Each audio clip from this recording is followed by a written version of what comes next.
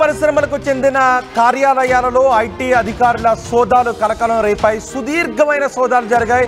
ఏకంగా 4 రోజుల పాటు నిర్మాణ సంస్థల సినీ నిర్మాణ సంస్థల కార్యాలయాలలో సుదీర్ఘ ఐటీ దాడులు జరిగాయి. 4 రోజుల పాటు కొనసాగిన దాడుల్లో చాలా విషయాలు బయటకు వచ్చినట్టుగా తెలుస్తోంది.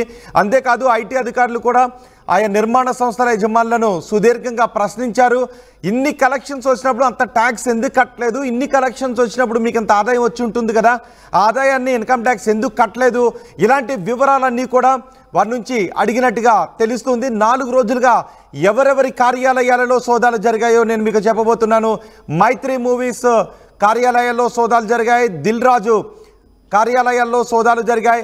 మ్యాంగో మీడియాతో పాటు నిర్మాత అభిషేక్ అగర్వాల్ ఆర్ట్స్ కార్యాలయాల్లో కూడా సోదాలు జరిగాయి. ఏకే ఎంటర్టైన్మెంట్స్ కార్యాలయాల్లో సోదాలు జరిగాయి. చాయ్ బిస్కెట్ ఆఫీసుల్లో కూడా సోదాలు జరిగాయి. అభిషేక్ అగర్వాల్ని మీరు ఆర్టీవీ స్క్రీన్ పైన చూస్తున్నారు.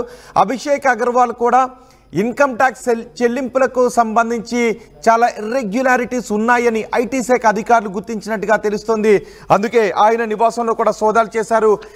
గతంలో కూడా అభిషేక్ అగర్వాల్ నివాసాల్లో సోదాలు చేస్తున్న సందర్భాలు ఉన్నాయి. ఇప్పుడు కూడా మరోసారి ఐటీ శాఖ అధికారులు ఈ సుదీర్ఘంగా చేస్తున్న సోదాల్లో అభిషేక్ అగర్వాల్ కార్యాలయాల్లో కూడా సోదాలు చేశారు.